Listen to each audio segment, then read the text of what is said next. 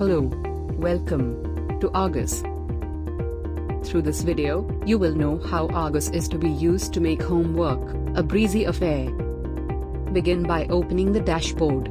Look at homework snapshot.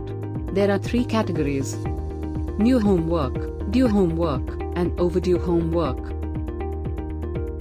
New homework tells you the number of homework assignments that have been set out for you, but have not been given attention to, or viewed so far. Due homework gives the number of viewed but incomplete homework assignments.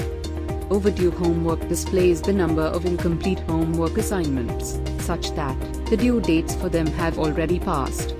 To see the entire list of homework assignments, tap either of these three buttons, or the homework icon at the bottom of the screen. Two lists separated by tips will appear. All overdue homework assignments will appear under the overdue list. New and due homework assignments will be displayed under the pending list. To see the details of a particular item, tap on the item in the concerned list.